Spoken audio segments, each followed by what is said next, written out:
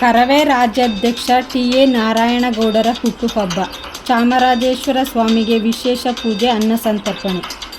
ಕರ್ನಾಟಕ ರಕ್ಷಣಾ ವೇದಿಕೆ ರಾಜ್ಯಾಧ್ಯಕ್ಷರಾದ ಟಿ.ಎ. ನಾರಾಯಣಗೌಡ ಅವರ 60ನೇ ವರ್ಷದ ಹುಟ್ಟುಹಬ್ಬದ ಅಂಗವಾಗಿ ಜಿಲ್ಲಾ ಘಟಕದ ವತಿಯಿಂದ ನಗರದ ಶ್ರೀ ಚಾಮರಾಜೇಶ್ವರ ದೇವಸ್ಥಾನದಲ್ಲಿ ವಿಶೇಷ ಪೂಜೆ ಸಲ್ಲಿಸಲಾಯಿತು. ನಂತರ ಚಾಮರಾಜೇಶ್ವರ ಉದ್ಯಾನವನದ ಮುಂಭಾಗದಲ್ಲಿ ಅನ್ನ ಸಂತರ್ಪಣೆ ನಡೆಯಿತು. ಕರ್ನಾಟಕ ರಕ್ಷಣಾ ವೇದಿಕೆ ಜಿಲ್ಲಾಧ್ಯಕ್ಷ ಎಚ್.ಎನ್. ಮಂಜೇಶ್ ಅವರ ನೇತೃತ್ವದಲ್ಲಿ ಪದಾಧಿಕಾರಿಗಳು ನಗರದ ಚಾಮರಾಜೇಶ್ವರ ದೇವಸ್ಥಾನದಲ್ಲಿ ಟಿ.ಎ. ನಾರಾಯಣಗೌಡರ ಹೆಸರಿನಲ್ಲಿ ಅರ್ಚನೆ ಮಾಡಿಸಿ ವಿಶೇಷ ಪೂಜೆ ಸಲ್ಲಿಸಲಾಯಿತು.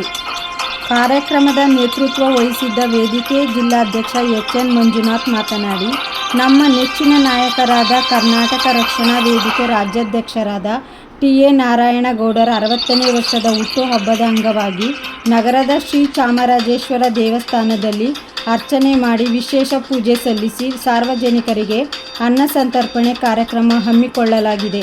ಅವರು ನಾಡು ನುಡಿ ಜಲಕ್ಕಾಗಿ ಕಳೆದ 27 ವರ್ಷಗಳಿಂದ ಹೋರಾಟ ಮಾಡಿಕೊಂಡು ಬಂದಿದ್ದಾರೆ. ಅವರಿಗೆ ಭಗವಂತ ಹೆಚ್ಚಿನ ಆರೋಗ್ಯ ಆಯಸ್ಸು ಕರುಣಿಸಿ ಅವರ ಹೋರಾಟಕ್ಕೆ ಹೆಚ್ಚಿನ ಶಕ್ತಿ ತುಂಬಲಿ ಎಂದು ಆಶಿಸಿದರು. ಕಾರ್ಯಕ್ರಮದಲ್ಲಿ ಜಿಲ್ಲಾ ಪ್ರಧಾನ ಕಾರ್ಯದರ್ಶಿ ರೂಪೇಶ್, ಸಹ ಕಾರ್ಯದರ್ಶಿ ಅರ್ಜುನ್, ಸಂಘಟನಾ ಕಾರ್ಯದರ್ಶಿ ಹೇಮಂತ್, ಉಪಾಧ್ಯಕ್ಷ ರಾಜೇಂದ್ರ ನಾಯಕ, ಗುಂಡ್ಲುಪೇಟೆ ತಾಲೂಕು ಅಧ್ಯಕ್ಷ ರಮೇಶ್ ನಾಯಕ, ಚಾಮರಾಜನಗರ ತಾಲೂಕು ಅಧ್ಯಕ್ಷ ಸಂತೋಷ್, ಉಪಾಧ್ಯಕ್ಷ ಸುಂದರ್, ಮಹಿಳಾ ಜಿಲ್ಲಾಧ್ಯಕ್ಷೆ ಭಾಗ್ಯಲಕ್ಷ್ಮಿ, ತಾಲೂಕು ಅಧ್ಯಕ್ಷ ಸುಮಾ, ಕೊಳ್ಳೇಗಾಲ ತಾಲೂಕು ಮೆಹಬೂಬು ಪಾಷು ಯಳಂದೂರು, ತಾಲೂಕು ಅಧ್ಯಕ್ಷ ಮಹದೇವಸ್ವಾಮಿ, ಇಸ್ಮಾಯಿಲ್, ಅಭಿಷೇಕ್, ಸೈಯದ್, ಮಹೇಶ್ ಮಾದಾಪುರ ಇತರರು ಹಾಜರಿದ್ದರು. ವರದಿ ಒಮ್ಮ ನಂಜುಂಡ ನಾಯಕ, ಚಾಮರಾಜನಗರ.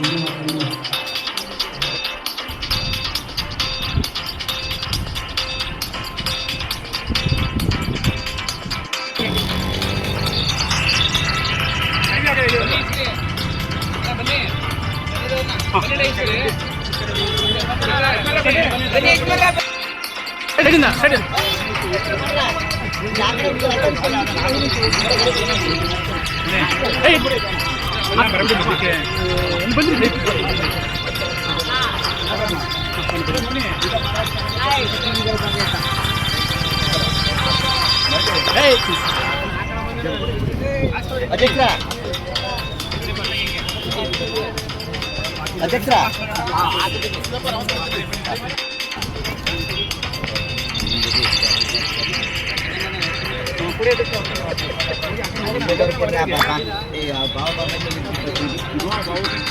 ನೋಡಿ ಸರ್.